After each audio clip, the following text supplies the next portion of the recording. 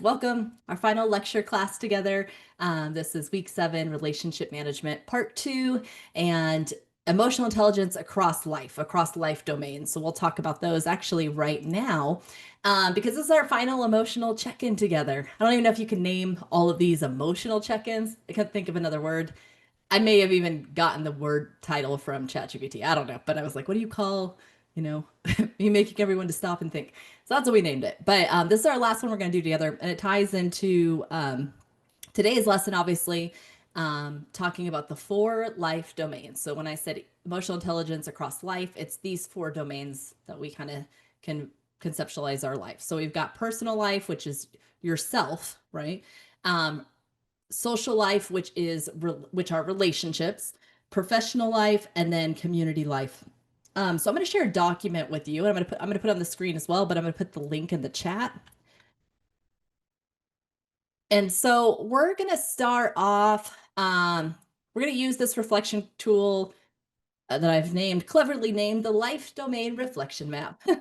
And so this is going to help you to start think about like proactively mapping or thinking about how your emotions, your emotional intelligence skills show up in different areas of your life. So we've got 4 quadrants here, and we're going to do something different with each quadrant. Notice below, I have an example at the top of the page, so I'll walk you through that. And then below that, I have a summary of the 4 domains we've been covering. Obviously, relationship management we're going to finish today, but I also have their skills. Now, this was a lot of information, and we've spent, 5-6 weeks going over it. You might look at some of those skills and go, I don't remember what we talked about when we talked about that one. Or some like empathy, you're probably ringing a bell. So it's okay if you don't remember all of these. It's just here as a guide so you can think through momentarily, this worksheet. So basically, in each quadrant, we've got 4 quadrants here. We're going to jot these 4 things down. So the first thing is, in our first quadrant, one emotional challenge you've experienced lately in this life domain. So my example shows personal life. If you scroll down, I've got a quadrant for each of those 4 life domains I just mentioned. For what we're doing right now, just pick one.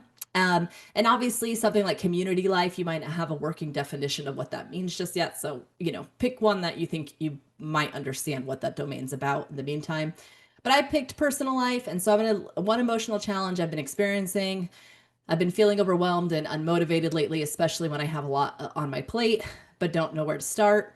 I guess this could also be called professional life. There's a blurry line for me between what's my personal life and professional life. So one thing that's been a challenge, right? I'm not talking about those 4 emotional intelligent domains. I'm not naming anything yet. I'm just thinking about challenges I faced. Okay, well, what's one way you've shown up and been successful in this area? So I've gotten better at recognizing when I need a break and giving myself permission to rest without feeling guilty. Perfect. So then we're going to move over to the right side.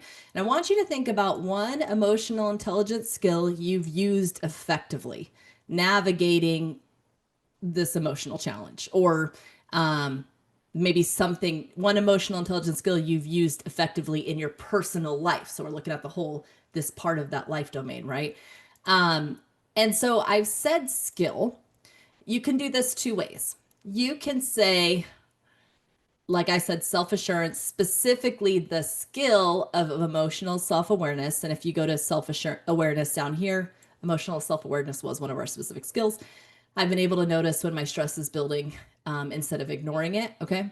Now, maybe you don't feel like you have the rhetoric yet to talk about a specific skill. Maybe right now you just want to think of one emotional intelligent domain. Maybe you just say self-awareness and give a definition of how that's been used effectively. So I'm not trying to make you, obviously, some of these skills you might need a refresher on. So something you've used effectively, right? We want that positive feedback, that positive reinforcement, because self-confidence is a premise of self-assurance. Self-awareness. Self-assurance is one of the Clifton Strengths talents. I don't know why I keep saying it. And then this final quadrant, one emotional intelligence skill you'd like to develop further to help you be successful in the life domain you picked. So I said self-management, specifically achievement orientation. I want to work on setting clearer priorities and managing my time when I feel overwhelmed. So again, this could relate to my professional life as well, but I'm just thinking of, at the time that I made this example, we were moving, we had a lot of other personal things going on. So it sounds like professional life, but at this time it was my personal life. So you have access to this worksheet and feel free to make a copy of it. Let me just, in case someone else just joined, let me copy and paste that link and put it in the chat again. And you should be able to hit file, make a copy, or file, download if you want a physical file on your computer. And just think through, for a couple minutes, how you might fill out one of these regarding one challenge you have in the area, right? Obviously, we can think of probably multiple challenges when we look at these 4 domains.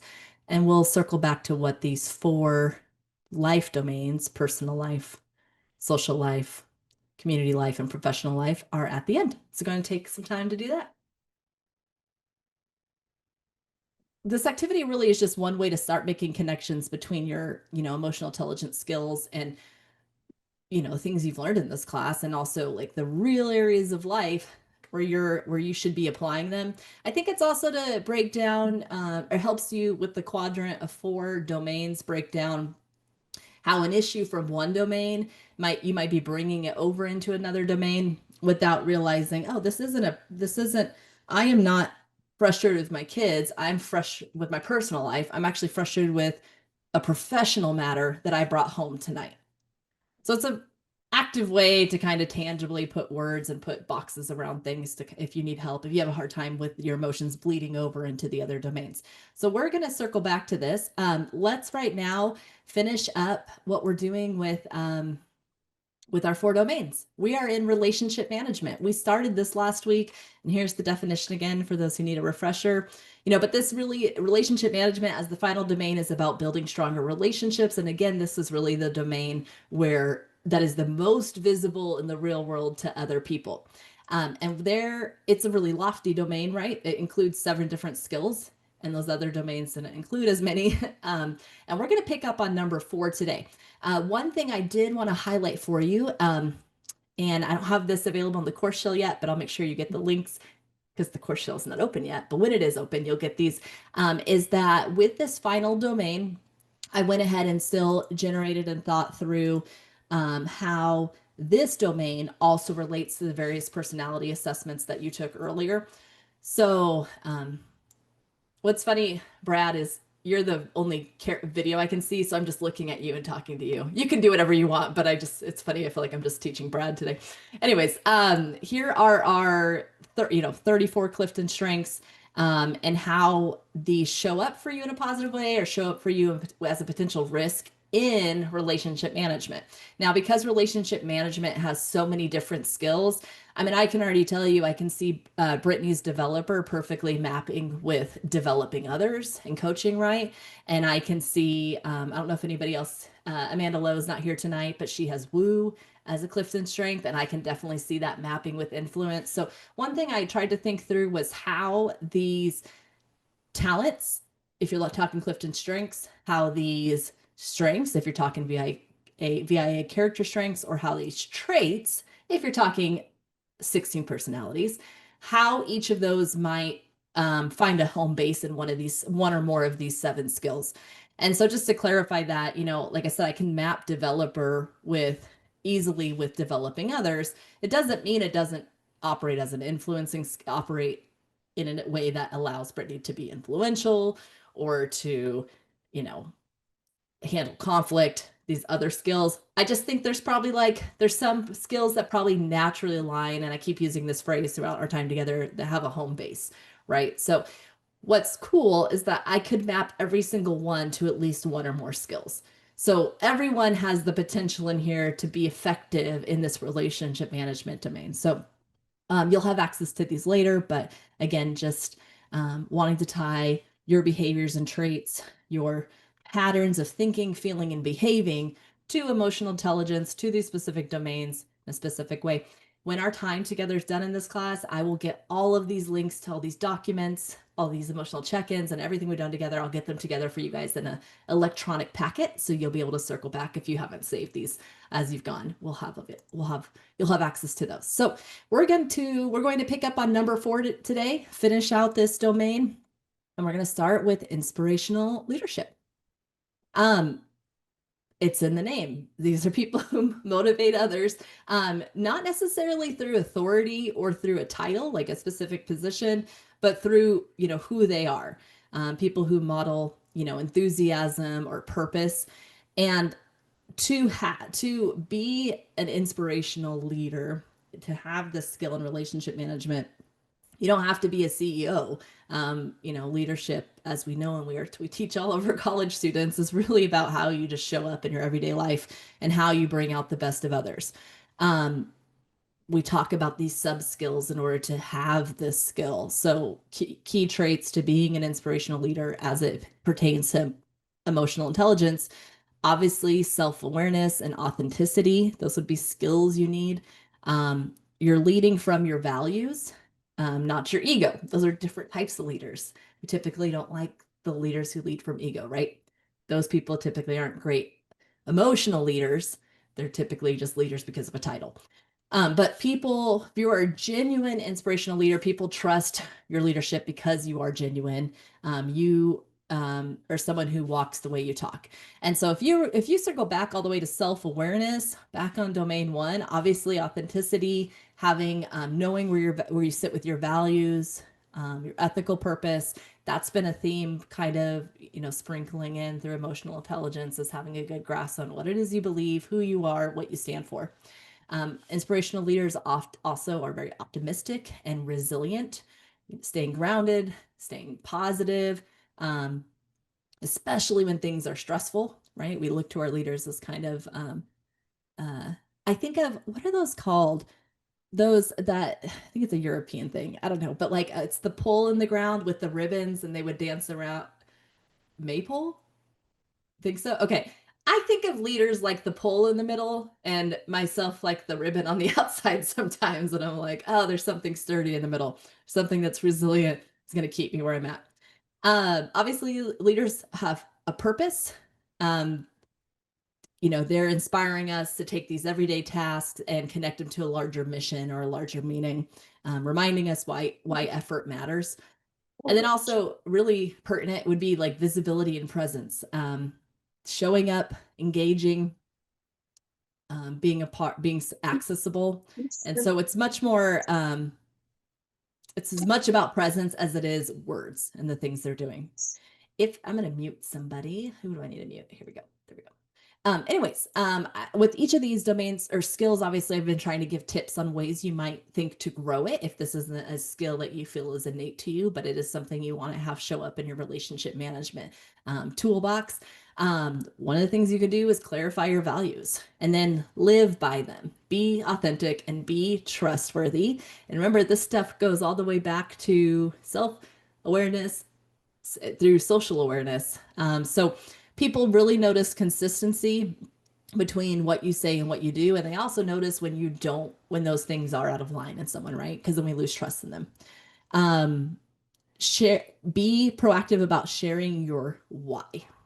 Letting other know, letting other people know what drives you, what your passions are, and bringing people alongside you in those passions, motivating them to support your cause or your interest.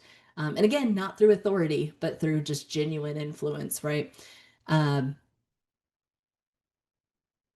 One thing we've talked about, I feel like I don't know if we brought this up in another video, but inspirational leadership sees and hears other people. So it recognizes the strengths and the contributions that other people in your life can make. And it lets them be a part of those things so they can feel seen, they can feel heard, right? One of the byproducts from that is feeling valuable to that person. And that's a leader that you like to follow, as someone who feels that you feel like they see you and that they hear you. So there you go, Brittany. Just focus on that, right? That was what you're saying. No. Exactly. What were you saying? I just said exactly. um, so these things don't just build leadership skills, they're kind of strengthening relationship, this idea of being authentic, supporting people, sharing with people what you're passionate about. It obviously is something that's going to shape and kind of strengthen every relationship in your life, but it heavily plays into this the leadership part, the inspired leader aspect.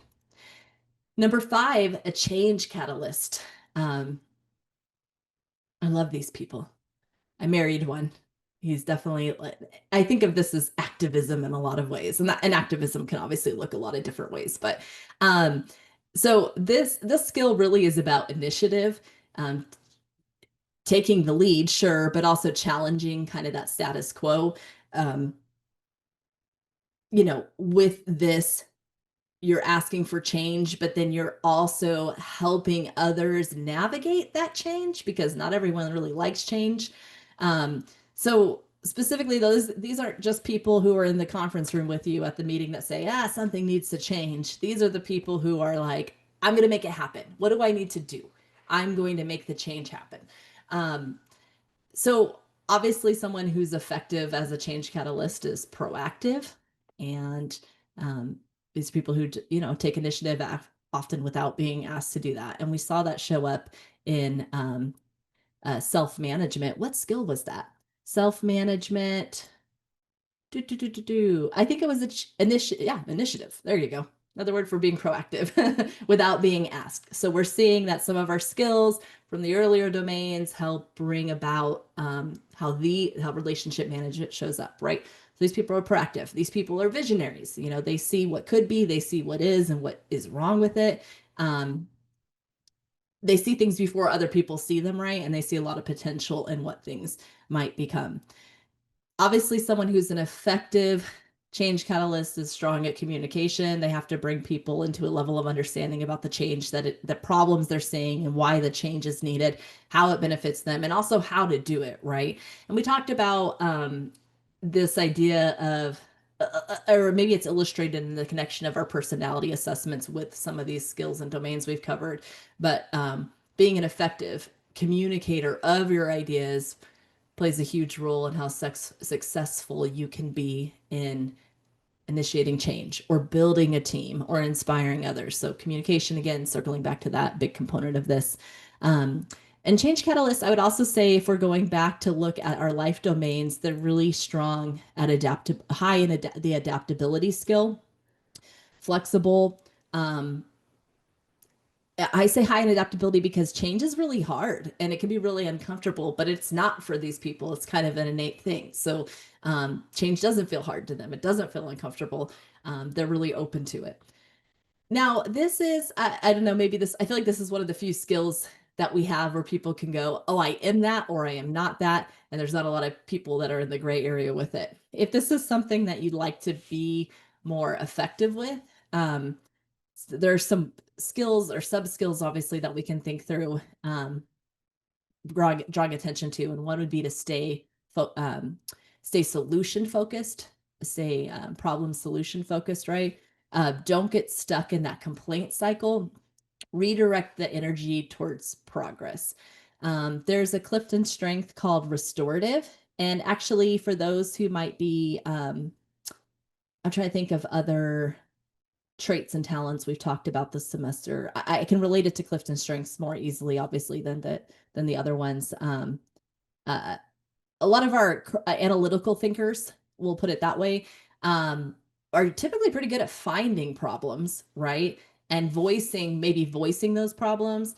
But the thing you need to be thinking about to be effective in this area is being a part of the solution. What do I need to do to contribute to the change here, right? We can't just get stuck saying the problem, because then that brings us into a whole nother psychology of well-being, which is it brings people down if you're just the naysayer, right?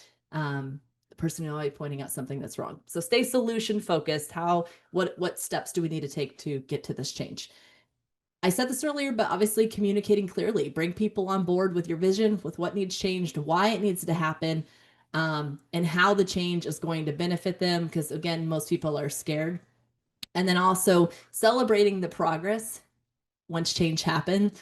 But I guess to cushion that, change obviously isn't going to happen all at once. It's often a really slow process. I think anybody working at the university, anybody working anywhere, so let's not narrow it down to the university as if I'm picking on us. I've never been in a work environment where there were some ideas that just sometimes a great idea gets executed very quickly, but largely you have a large, what is the word I want? a large audience that has to come on board with the change for it to be effective, right? So if I want to change a process over here, or I think about this with the graduate school, they'll change a process in terms of submitting maybe like dissertation stuff, right? And it might be a completely logical process to change, but the trickle down from that is, now, it's the faculty, now we got to do this, or now I have to learn something new. And so change is slow, because we hit the naysayers, and then we also have to explain why we're doing this and why this really is a good change for this process that you're so used to before. And so the change doesn't happen quickly. It doesn't happen all at once. And so you have to kind of celebrate the progress as it's happening and not get discouraged. Um, this is really about helping people move forward. You know, obviously patience is going to be a huge factor here. You're highly flexible, you're a patient, but you also need to be patient and persistent with others. So those are my activists. I love that one. um Sixth one, then we got one more after this, is building bonds. And I think when you see the name relationship management as a domain, this is probably what most people were thinking it was about, right? So this is creating lasting and strong and healthy, really deep relationships with people. And whether that's your personal life or at school, or at work, but it's the relationships that are foundation to all those things. So building genuine connections. And well, let me see. When you build genuine connections, obviously other domains, other things like collaboration comes easier. The person's trust in you grows. You handle stress a lot better, because ultimately this is the domain, this is the skill that tells us, oh, you're not alone. This is where people come together and feel like they're not isolated or working by themselves, and that they have support and that you are a support. Obviously, key skills here are trustworthiness, right? You have to be a trustworthy person to develop a deep relationship with someone. And when you're not, that hurts, right? We know people, whether friendships or spouses or whatever, trustworthiness, when that leaves, it's over for the most part, right? The relationship demolishes. So, to build strong bonds, you have to be a trustworthy person. You have to be a consistent person. You show up consistently with integrity over time, not just when it's convenient. When I was going through this, the Clifton strengths for this, belief, restorative, positivity, I think it was there. Which one was it? Connectedness. Okay, just sorry. All the best stories are based on me in this class, right? So, uh, uh, wasn't connectedness. What was it? Maybe it was positivity. One of my talents. One of my talents. No, no, no, no. It was the Myers-Briggs. There we go. Let's go to ENFP. That's what yeah, there you go, Philip, my ENFP. Risk: may lose focus or follow through when relationships require consistency. So, which is funny because consistency is usually a great domain for building strong relationships. But I can say that's absolutely true. That literally there's a Clifton strength called consistency. I had a great friend once, that was one of her top talents. And, I was just so fickle. The relationship fizzled out at some point. And I look back as an older adult now and go, oh yeah, she needed consistency. And I just, I'm kind of fly this by the seat of my pants. So trustworthiness, consistency, being curious about another person, so taking interest in them, their emotions, their stories, their experiences. This ties back to social awareness with empathy. And then follow through, which I think these terms shouldn't be new. I mean, we've been discussing them in all the other domains, but keeping your promises, staying in touch, following up, all these other things that are part of our emotional intelligence. Obviously, when we lack in one of these sub skills, we see our relationships get hurt. And I think everyone can immediately connect that with either a relationship they failed in or one that's failed them. These things all make sense. Um, you know, these are the same sub skills you need to grow to get better in this area. We talked about, with empathy, it can be hard to be genuinely curious about people. So we have to really ask people, um, deep questions, the real truth of how are you really doing, and then practice that active listening, of listening without bias, without judgment, listening attentively, putting aside our own busyness. Um, Basically, if we can build social awareness, you're going to thrive in the building bond skill of relationship management. They're just so interconnected. And so again, when we're talking about building bonds, it sounds like what this whole relationship management domain would be about. But obviously, we're seeing there's other skills, there's other ways to have relationships in our lives besides just this deep friendship level, right? But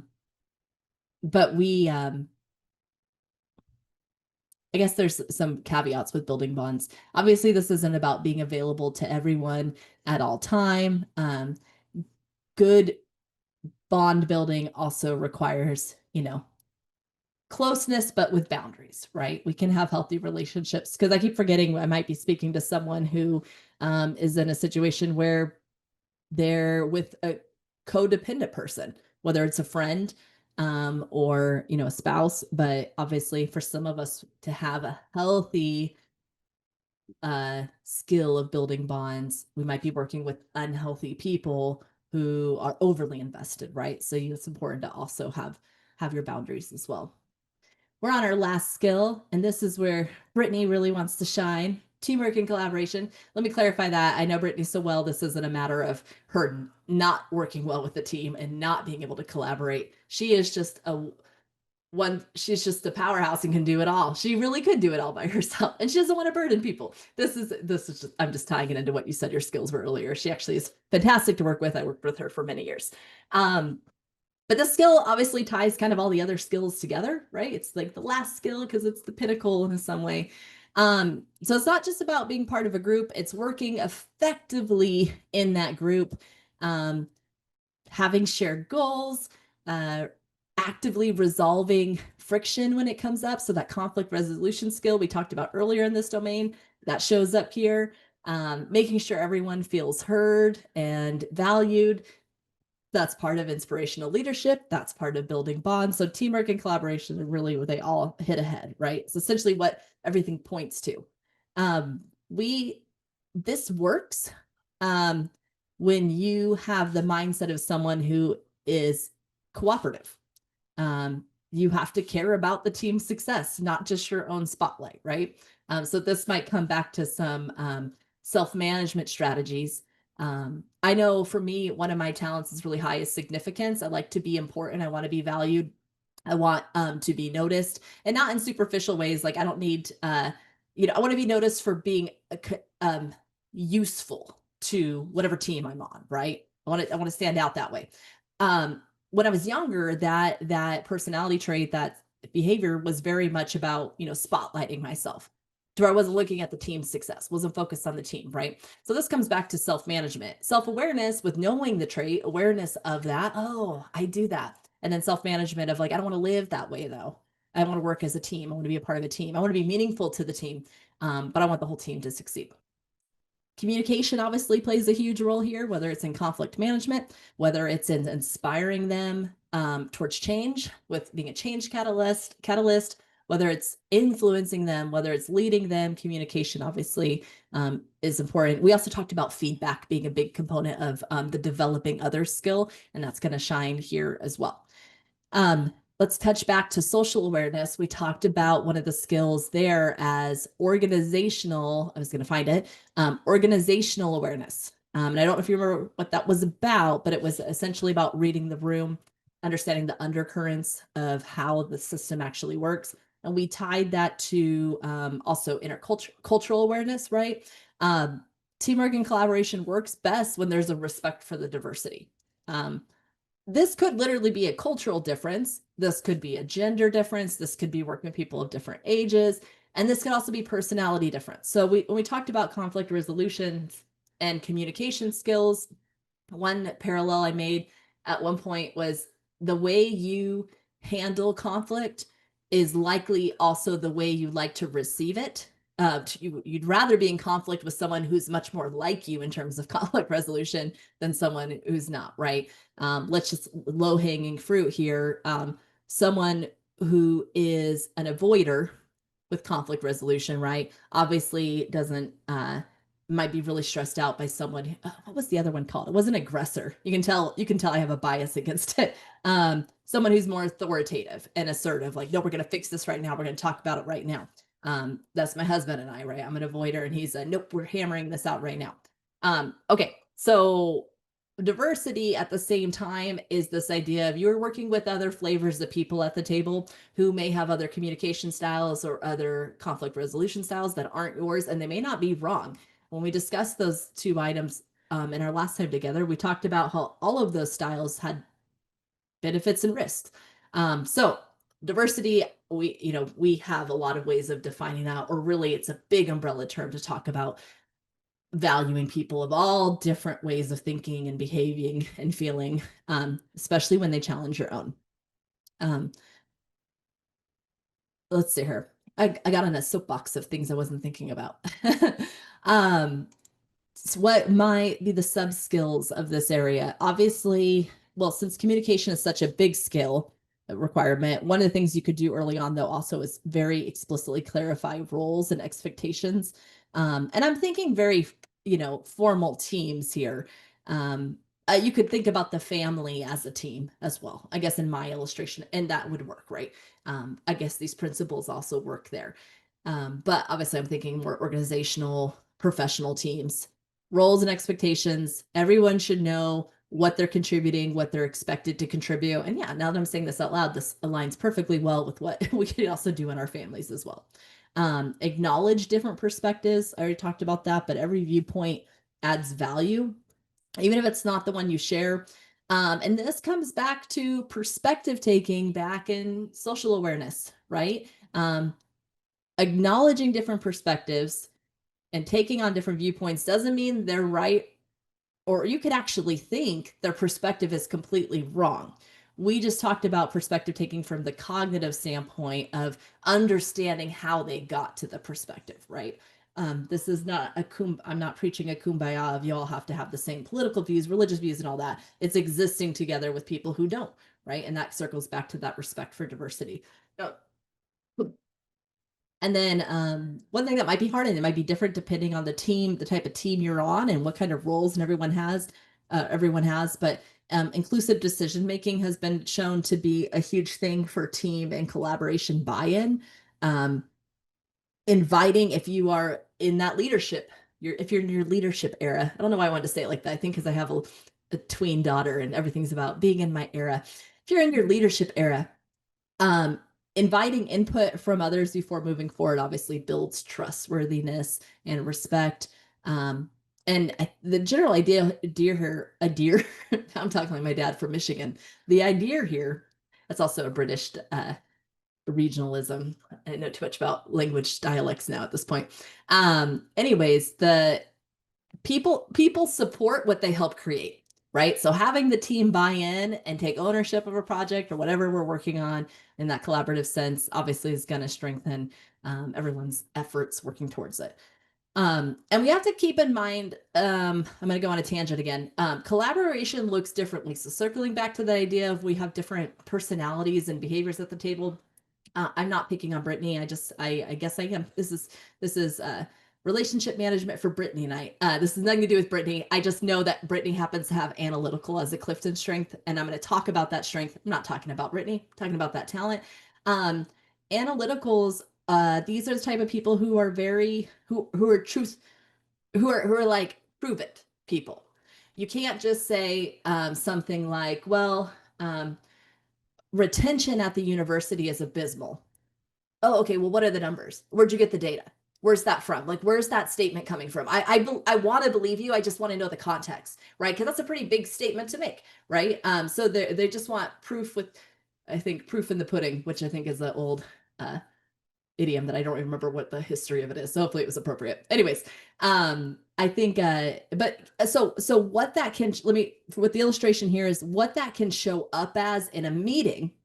I have not had this experience with Brittany, but I just know this to be the case with some analyticals, is it can show up in a meeting as, well, prove it.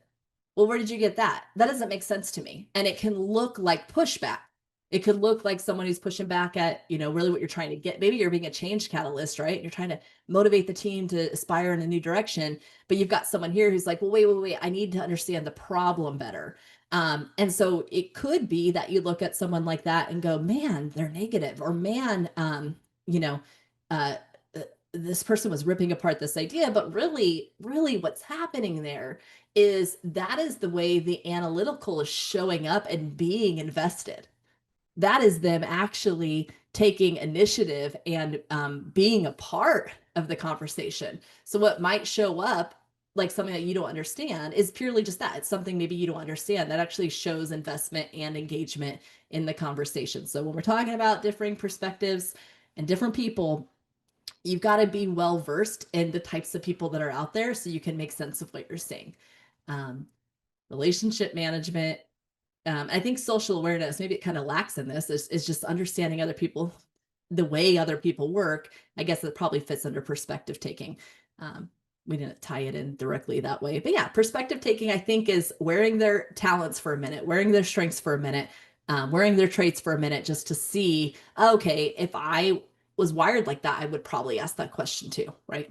Again, an analytical, in this example, an analytical's part of collaboration and teamwork is showing up that way, and that's a valid way to show up. It's just different than yours. um so now, not to get preachy, because I am into all types of psychology and things, but this is really where it would say teamwork and collaboration, emotional intelligence would say this is emotional intelligence is what makes teamwork and collaboration even possible. And maybe that's a little too like, let's drink the Kool-Aid. And but I hope you're seeing how these fundamental skills from week 2 together till now build up to success in this area. So that's the rest of our domains. I'm going to wrap up, or that's the last of our skills. I want to wrap up this domain with how we've wrapped up the other domains, just to briefly talk about what does low relationship management look like.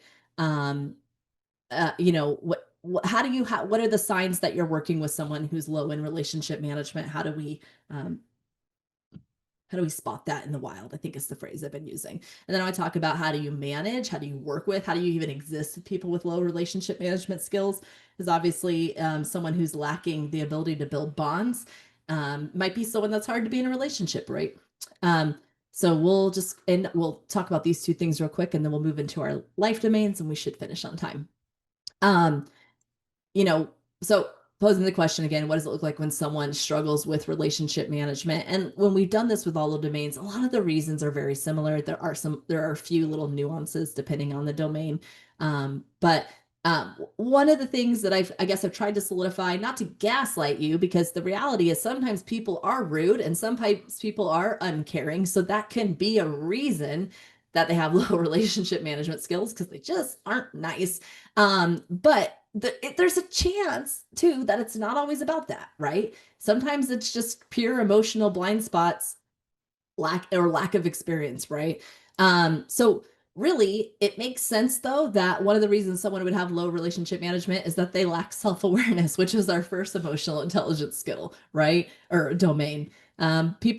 These people don't recognize their tone or their emotions. And how they affect other people. They have no awareness of it. They don't even realize things like they're dominating the conversation or triggering discomfort. These may be people that don't even know that they have a problem, right? They're not even thinking about their emotional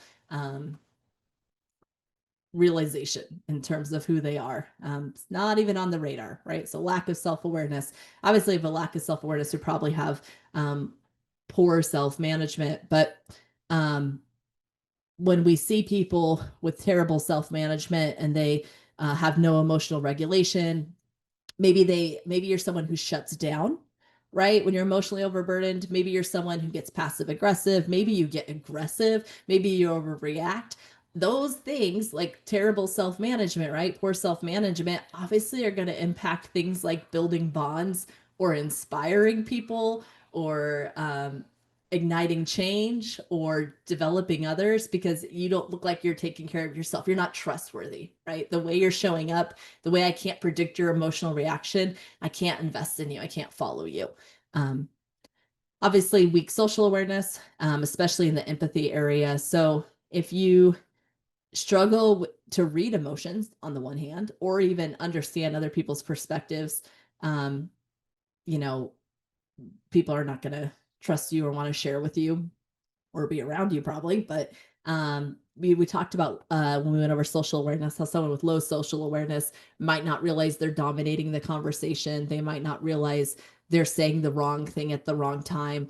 The difference between sympathy and empathy, right? Empathy people are, I hurt with you, or I feel that with you, or I understand where you're coming from. And I forgot what Brene Brown said. Uh, Sympathy is like, at least you're not like this. Well, it's not that bad, right? At least it's not this. So uh Obviously lacking empathy is going to have a huge take impact on relationship management. And we talked about with people who lack social awareness, or especially lack empathy, sometimes that is like a neurological difference, right? So again, it's not them not caring, it's not having the skills yet to be able to care, which is then going to impact how you approach them from a relationship standpoint. Something a little more, I have insecure attachment or trauma here. We've seen that over the last several domains as well. But people who have, trauma, they're going to have past experience, maybe struggles with trusting people because of their past experiences, struggles with communicating or being honest, and some of those things because of past experiences, right? So they're ineffective in relationship building depending on what the past experience was, right? Then we get into some more, I'm not going to call these personality traits, social anxiety, low confidence. They're not personality traits. They're like, I don't even want to use the word disorders, but they're more so on that side. These are not characteristics of a functioning person, right? These are dysfunctional things. Low confidence, social anxiety, we're going to talk about them the same concept here, but they're really, really distinct ideas. But if you fear judgment, if you fear rejection, you're going to avoid people, especially maybe conflict, right? You're going to fail to speak up. Can't be an influential leader or a change catalyst, or many of these things that require communication. If we don't have a voice, right? You're going to struggle to connect with people, all because of things that maybe you have pulled together in your head in terms of how you feel around people or how you feel about yourself. We obviously, again, with relationship management, just like we saw with social awareness, there's the cognitive or the neurological differences. Um, Autism, right? And Dr. Klipchak actually asked a couple weeks ago, and I haven't looked closely at it, but when I send out my packet at the end of the semester, I want to look into, how do you work and build an emotionally intelligent relationship with someone who maybe has a very advanced neurological difference from you, right? So I'm going to look into that and I'll get that to you guys. But autism, ADHD, these things can definitely impact communication patterns, but also social patterns. And this doesn't mean these aren't people you invest in or you have low expectations for. In fact, you do want to see potential in them. These people just need different strategies. They need to learn different strategies, or maybe you need to model different strategies, whatever we're doing to build up relationship management. It's a learned behavior, right? It's a learned trait. And likely they are people who need very explicit feedback. We did talk about feedback, but I didn't really talk about, and we did talk communication styles, but I didn't really think about the idea that sometimes with feedback, we can be very blunt. Sometimes we can be so scared to give it because we're not comfortable doing it that we beat around the bush to where no one knew what you were giving them feedback on. There's got to be a happy place in the middle. But obviously, but a best practice is if someone does have a neurological difference, explicit feedback, nothing insensitive, but nothing that's overly cushioned or passive, or in linguistics we say mitigated, right? So that they can just hear exactly what it is you're trying to share with them, and it's not getting lost in too much politeness, right? Or empathy, not empathy, but yeah, emotional, hesitation. Like, oh, I just kind of want to, and then you sound like you don't know that you're really asking for anything. Um, Relationship man, uh, environmental factors. What was I going to say about this? Um, well, I think what I was going to add with this was just like cultural differences. How we define healthy bonds and relationships might be completely different than another society. We tend to be labeled an individualistic culture. Um, and fitting with that, maybe we're not always told to express our emotions or have to collaborate with others. Um, Maybe you're in a work environment where it's not expected that you work across channels, right? You're just on your own. But basically, if you have a highly individualistic culture, obviously relationship management can look very different there. So that's just something to be aware of. Or you might perceive this person as having low relationship management, and maybe they're actually, their emotional distance is actually them being respectful to you in your space. Lack of practice or feedback. I mean, like any of these domains, I've stressed that they're a skill, they're learned. Um, some people just haven't had a chance to build them yet. I've taught this class twice and I've learned new skills every time. And I'm 40, so I can't fault the 35-year-old who didn't know that, or someone older than me who hasn't learned the explicit textbook knowledge that I needed to kind of make sense of some of these things. So sometimes it's just literally lack of practice, but also maybe lack of people telling them. Um, Depending on who's in their lives and their type of conflict resolution styles and their personality traits, they just might not have been around someone yet that's like, hey, I need to call this out. Um, this isn't working. I will also say, with relationship skills, they're definitely learned, and people who haven't had a chance to build them yet, might be people who are really isolated, who've been, we could say has social anxiety, so they don't go out, or we could say introversion. Not saying actually, let me not say that, because introverts actually have great relationship management skills. They typically really thrive in building bonds because they're much better at building fewer, deeper relationships. Extroverts, on the other hand, tend to actually have lots of little flippant relationships. I'm really boxing y'all in, and that's not true across the board, but if we want to break it down. So I take my comment back about introversion.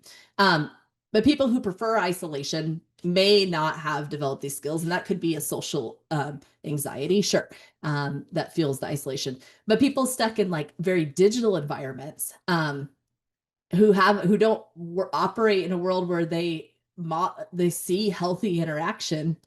Someone who's texting everything might really struggle in a face-to-face conflict or like an emotional conversation that's out loud, right? Because everything they've ever done is through written speech, and we talk, and that is a whole different beast channel. I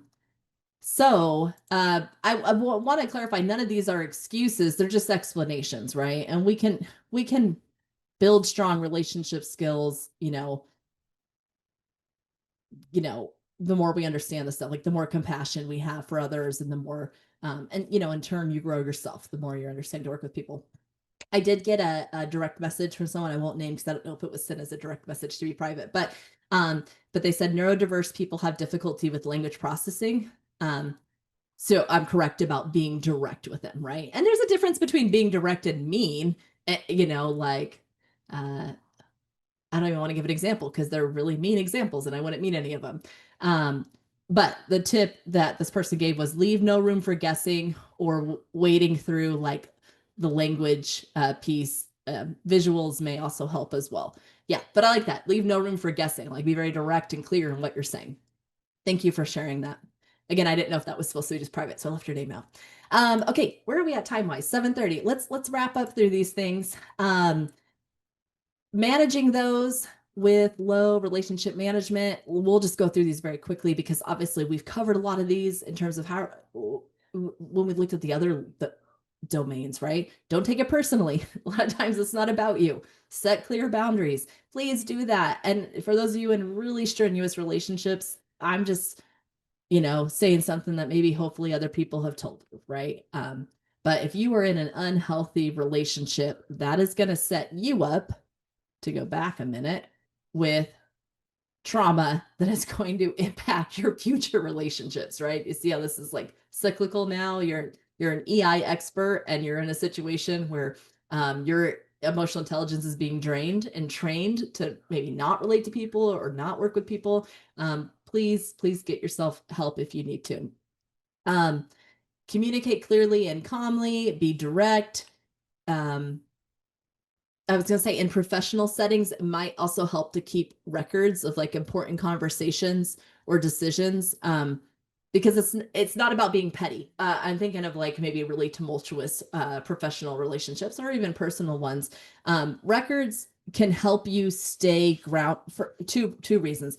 Records can help you stay grounded in facts, right? So if this is a very volatile relationship, the records can help you, know what your conversation needs to be about, separate the emotion out of it so you can have a healthy conversation, really address the issues and not just go on an emotional rampage.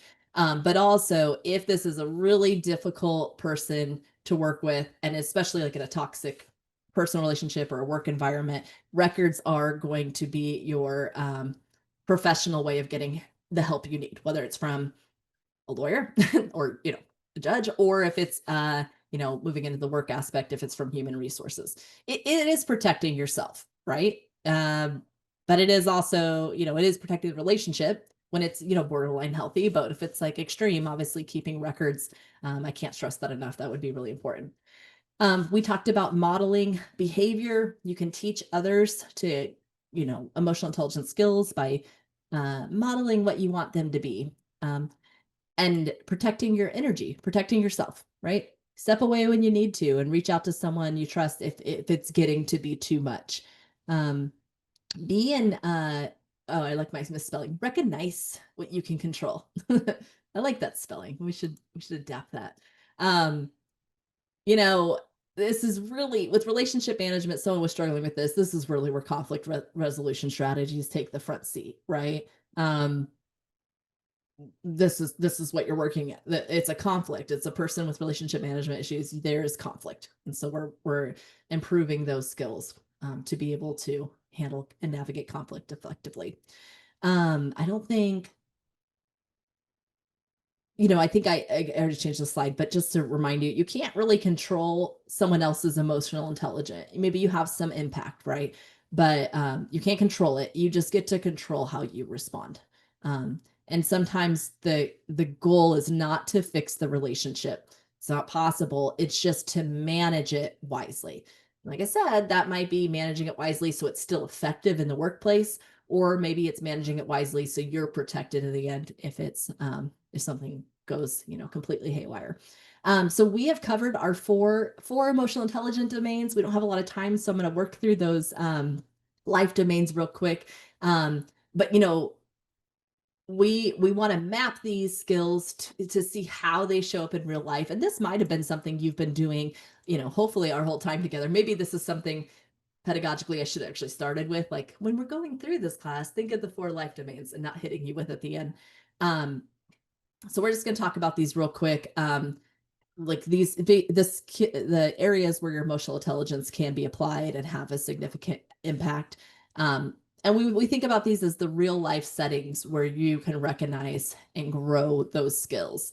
Um, a clear example would be like self management isn't just something to learn, it's something to use when handling, academic pressure, professional pressure, or personal goals, right? So we just don't want to passively know it, we want to apply it.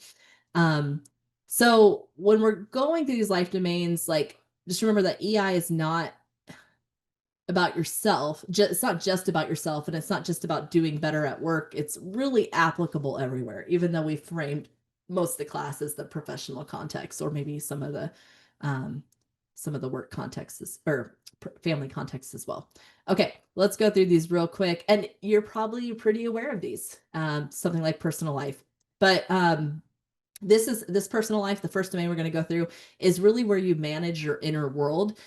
So your thoughts, your emotions, your goals, making sense of your values, your habits, that overall well-being.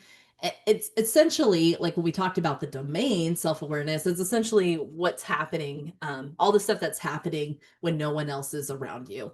And it's kind of where emotional intelligence really starts, is with personal self. There's obviously two emotional EI domains that fit naturally that are especially important here, and that's going to be self-awareness. This is again where we notice our thoughts and our emotional patterns, what's frustrating us, what's motivating us, and then self-management, regulating those emotions, building good habits, making choices that align with our values.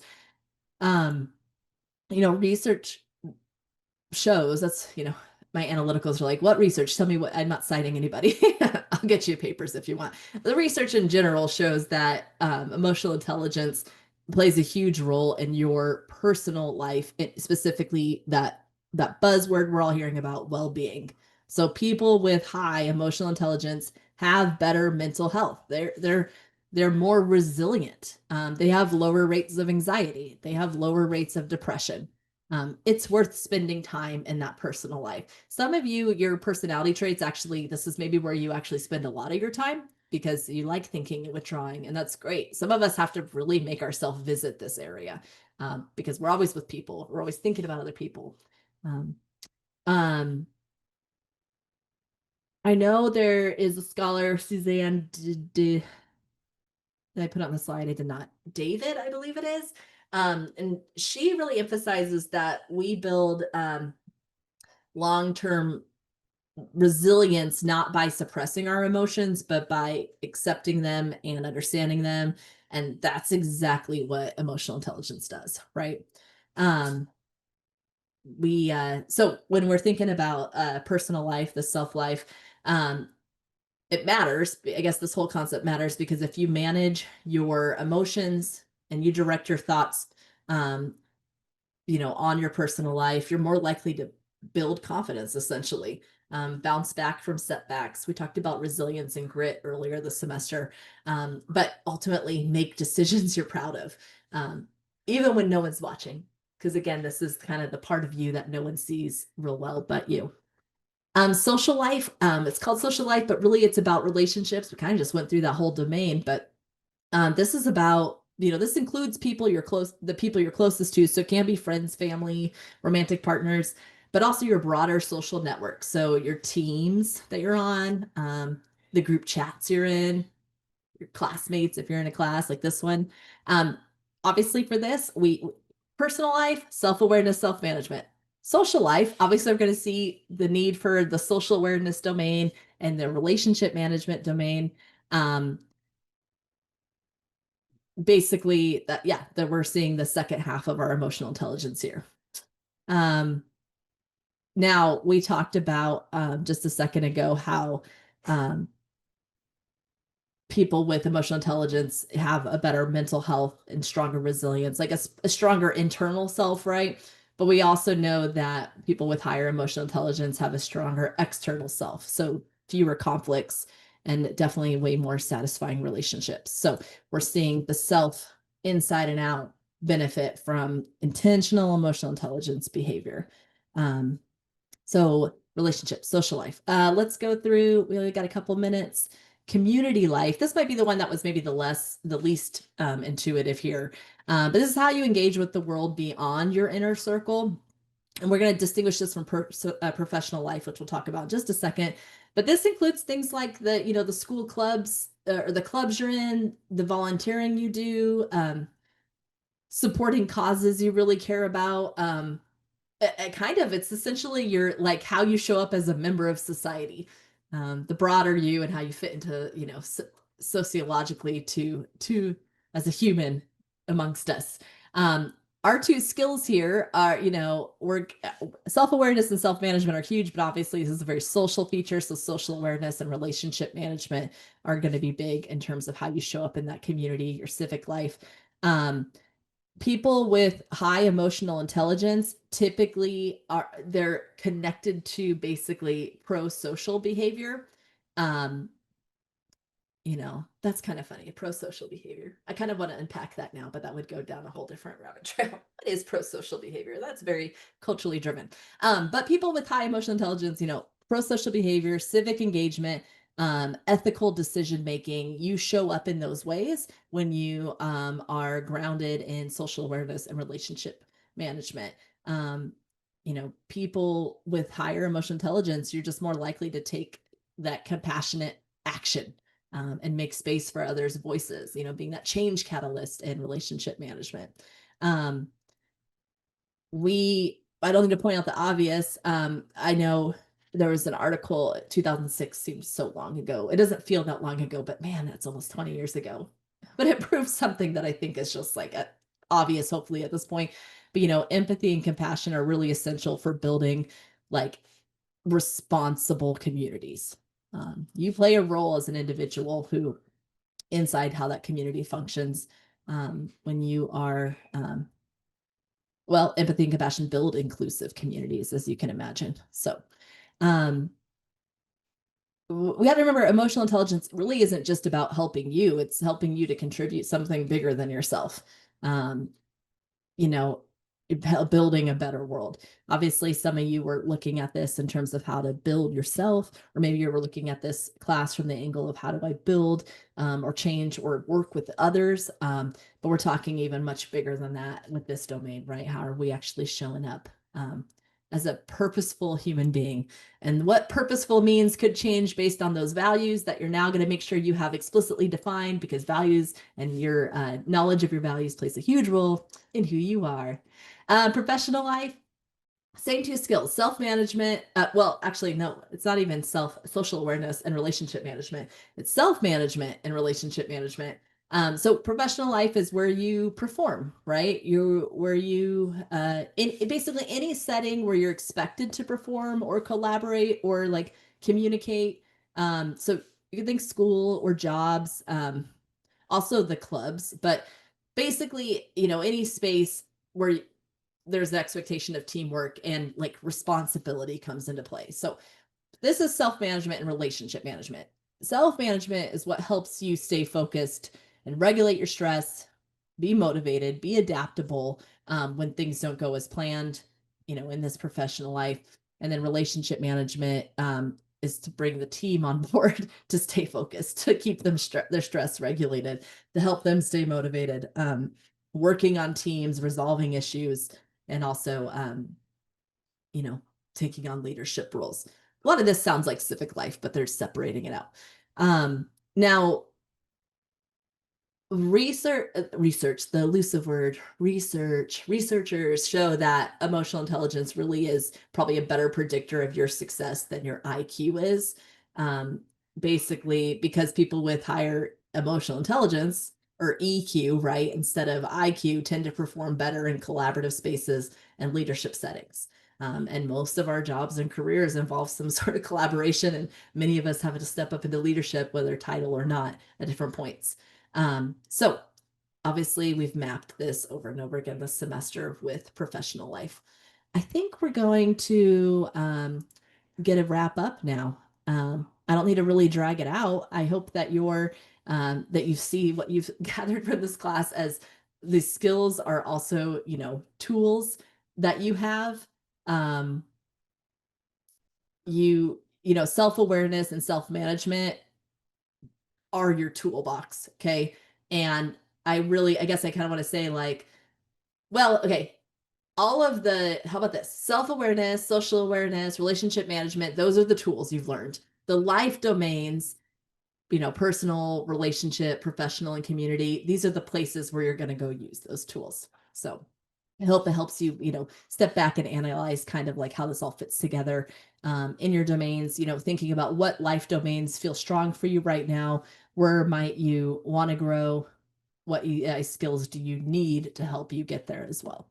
Um, I uh I guess I'll end on the idea that these are not just concepts, they're things to practice, and they're not fixed behaviors. They're not things you're born with or, just don't have. They are things that you can go learn and acquire and practice. We have, I think, one last journal. I don't have it open yet, but I will open it. Just click that box, or you can just mentally, emotionally, you can check out now if you're just burnt. But this would be actively kind of finishing that worksheet that you started, reflecting on those life domains, what you feel strongest in, what needs attention, and choosing a skill, a specific EI skill to help you improve that life domain. Just some intentional reflection there. I think that's all I got. Nice.